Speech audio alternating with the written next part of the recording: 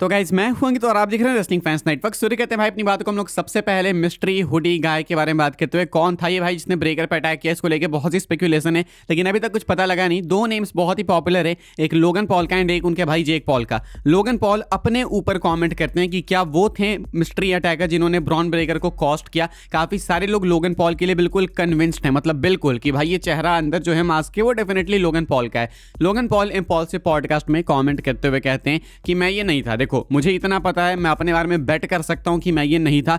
अगर उस मास्क के पीछे से मैं निकल जाऊं ना तो वो मेरे लिए भी काफी शॉकिंग होगा। लोगन पॉल कहते हैं कि मैं तो नहीं था, मैंने इंटरनेट पे देखा काफी सारे लोग बात कर रहे हैं कि लोगन है, मैं नहीं हूं भाई, मैं सिंपल बोल रहा हूं। अब ऑब्वियस सी बात है लोगन पॉल होंगे तो वो बोलेंगे नहीं कि हाँ मैं हूं, लेकिन मुझे लगता नहीं ऑनेस्टली कि लोगन पॉल थे ये। मुझे लगता है कदकाठी थोड़ी अलग सी थी, हालांकि I am not so sure, मुझे सिर्फ ऐसा लगता है, मैं आपको बता रहा हूं। लेकिन लोगन पॉल की बातें माने तो लोगन पॉल नहीं थे उस मास्क के पीछे, लोगन पॉल नहीं है mystery attacker. So the question still remains कि आखिर किसने अटैक किया ब्रेकर के ऊपर। इस पॉडकास्ट में बाय द वे इस वाले एपिसोड में काफी कुछ बात किया लोगन पॉल ने निकी बेला ब्री बेला के साथ में। ब्री बेला ने कमेंट भी किया डब्ल्यूडब्ल्यूई अनरियल के ऊपर, कहती है कि वो ऐसा कोई बहुत ही बड़ी फैन नहीं है डब्ल्यूडब्ल्यूई अनरियल की। उनको लगता है कि कैफे ब्रेक हो रहा है तो वो उतनी बहुत ऐसे वो वाली फैन नहीं है कि हाँ सही है मजा आ गया। वो कहती है ठीक है सबके अपने ओपिनियन से, लेकिन इतना मेरे लिए पर्सनली मैटर करता नहीं है। निकी बेला ने कुछ ऐसा बोला जो कि बहुत ही कॉन्ट्रोवर्शियल है, जो कि हम लोग आगे डिस्कस करेंगे इसी एपिसोड में एंड मुझे मतलब इसी वीडियो में, एंड मुझे आपके थॉट्स चाहिए उस चीज के ऊपर। फिलहाल अगर हम लोग बात करें मिस्ट्री अटैकर की तो मिस्ट्री अभी तक सॉल्व नहीं हुई है, लोगन पॉल नहीं है ऐसा लोगन पॉल का कहना है। आगे बढ़ते हम लोग बात करते हैं लिव मॉर्गन की।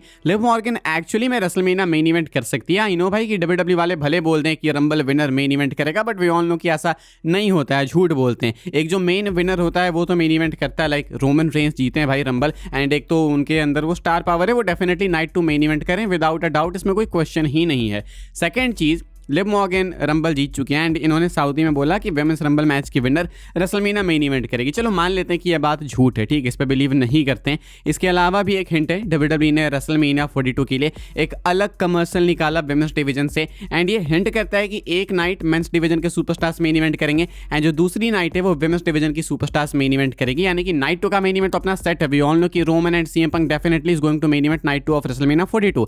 नाइट 1 का कंफर्म नहीं है, but now it seems like कि लिव मॉर्गन आपको मेन इवेंट हुए देखने को मिल सकती है। हालांकि ये बहुत ही मुश्किल है, आई नो, आप लोग भी बहुत अच्छे जानते हैं कि ट्रिपल एच कोडी रोड्स को कैसे भी करके मेन इवेंट में डालना चाहते हैं। उनका बस चले तो अभी से भी यहां से वो नाइट 2 के मेन इवेंट में कोडी को डाल लें, वो तो सीएम पंक की बात है, थोड़ी रोमन की बात है तो मुश्किल हो जाएगा, लेकिन उनका बस चलता तो वो कोडी को अभी भी नाइट 2 के मेन इवेंट में डाल देते हैं। क्या ट्रिपल एच लिव मॉर्गन को मेन इवेंट करने देंगे या फिर वो कोडी रोड्स को मेन इवेंट कराएंगे नाइट 1 का?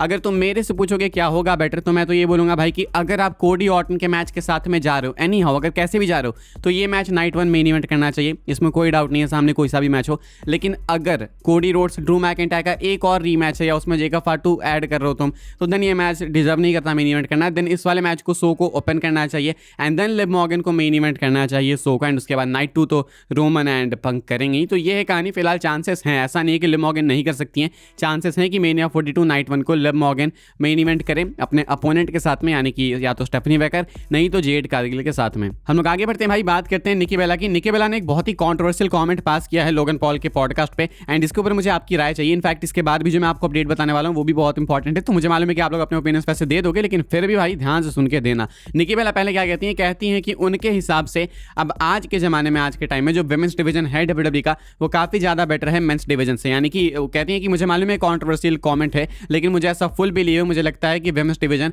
काफी आगे है मेंस डिवीजन से इन टर्म्स ऑफ एवरीथिंग। ये नहीं कहती है कि रेसलिंग में या स्टार पावर में, कहती है इन टर्म्स ऑफ एवरीथिंग। तो जब आप एवरीथिंग की बात करते हो ना, तो देन वहाँ पे ड्राइंग पावर की भी बात आ जाती है, मर्चेंडाइज सेल्स की भी बात आती है, वहाँ पे स्टार पावर की डेफिनेटली बात आती है, एंड वहाँ पे व्यूअरशिप नंबर्स की भी बात आती है। वो ड्रॉ में ही आ गया एक तरीके से। तो ऐसे में तुम देखोगे हर तरीके से ऑनेस्टली अगर तुम खुद से पूछोगे एंड फैक्ट चेक करोगे, नंबर्स चेक करोगे, तो निकी बेला झूठ बोल रही हैं। लाइक वी ऑल नो कि रोमन रेंस के पास ज्यादा स्टार पावर है। तुम रिया रिप्ली, बियांका ब्लेयर, निकी बेला, बेकी लिंच सबको कंबाइन भी कर दो तो रोमन रेंस के पास अकेले ज्यादा स्टार पावर है। इनफैक्ट तुम कोडी रोड्स से कंपेयर कर लो, कोडी के पास अकेले इन सबको मिला के ज्यादा स्टार पावर है। तुम बात करोगे अगर ड्रॉइंग पावर की, तो ये लोग ड्रॉ नहीं कर पाती हैं। एवोल्यूशन के नंबर्स अभी हमने जस्ट देखें, पिछले साल का लोवेस्ट वॉच्ड पे पर व्यू था वो तो लोगों ने एवोल्यूशन आखिर क्यों नहीं देखा? अगर विमेंस डिवीजन हर कैटेगरी में मेंस डिवीजन से आगे है, ऊपर है, तो व्यूअरशिप में भी होना चाहिए। आखिर क्यों इसकी व्यूअरशिप सबसे कम आई? तो मुझे लगता है यहाँ पे निकी बेला कुछ ऊट पटांग ही बोल रही थी, इसका कुछ सेंस बना नहीं। आप लोग बताना अपने थॉट्स आपके क्या है। अगर तो मेरे से पूछो कि विमेंस डिवीजन के हालात क्या हैं, तो डेफिनेटली पहले से बेटर है। मतलब पहले तो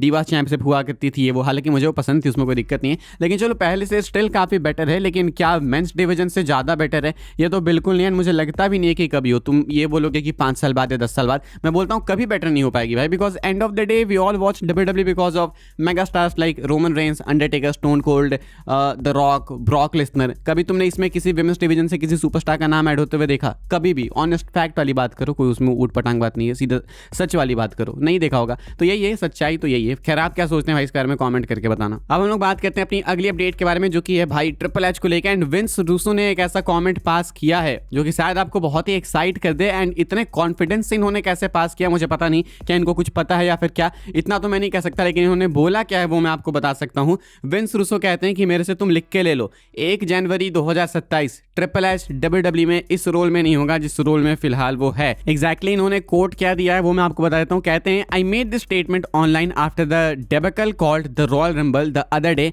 कोच यानी Jonathan Coachman, I am going to go out on the limb and say this, January 1st 2027 Triple H will not be in the same role he is currently in. I am 1000% convinced of that। कहते हैं wins Rousseau की, पहले भी मैं बात बोल चुका हूं, अभी फिर से बोलूंगा, 1 जनवरी 2027 ट्रिपल एच अभी जिस रोल में है वो उस रोल में नहीं होंगे। एंड मैं 1000% श्योरिटी के साथ में ये कह सकता हूं, मैं तो कन्विंस्ड हूं कि यही होने वाला है। अब देखो विंस रूसो काफी कमेंट्स करते हैं, कई बार काफी ऊट पटांग बोलते हैं, काफी कॉन्ट्रोवर्शियल बोलते हैं, लेकिन एक तो फैक्ट वाली बात है कि इन्होंने अपने करियर का काफी टाइम रेसलिंग बिजनेस को दिया है राइटर के तौर पे। मतलब एक्सपर्टीज है, काफी कुछ जानते हैं कि बैक स्टेज कैसे काम चलता है, एंड ये जानते होंगे कि माहौल क्या कुछ है, कुछ हो सकता है इनसाइडर्स भी होंगे इनके पास। तो ये कहते हैं कि डेफिनेटली WWE माहौल अच्छा नहीं है। एंड ये रॉक की बेटी का लीव करना वो भी कहीं ना कहीं इस चीज से लिंक होता है। कहते हैं ट्रिपल एच की जो रॉक की बेटी है गई, वो शायद इसलिए भी गई बिकॉज इससे पहले उसकी गर्लफ्रेंड को फायर कर दिया गया था। जी हाँ सही सुना आप लोग, उनकी गर्लफ्रेंड को फायर कर दिया गया था। अब एक्जैक्टली वो नाम कौन सा मुझे याद नहीं है, लेकिन शायद इस कारण से भी रॉक की बेटी गई होंगी WWE से। एंड रॉक की बेटी आपको मालूम है भाई पीछे अपने रॉक का इन्फ्लुएंस रखती है। रोमन रेंस से ट्रिपल एच को प्रॉब्लम है, तो रोमन रेंस भी रॉक की फैमिली से बिलोंग करते हैं। तो अगर रॉक की बेटी इसीलिए कंपनी छोड़ के गई बिकॉज ट्रिपल एच ने उनकी गर्लफ्रेंड को फायर किया, एंड रोमन रेंस के साथ ट्रिपल एच की दिक्कतें हैं ही,